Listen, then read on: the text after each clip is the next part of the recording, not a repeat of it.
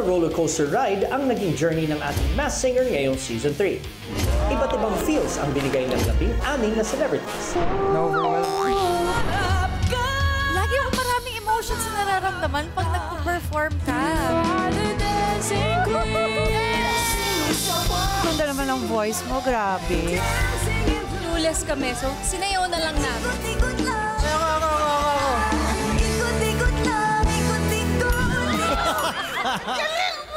Pinag-usapan ang mainit na tagisan ng talento sa Masked Singer stage.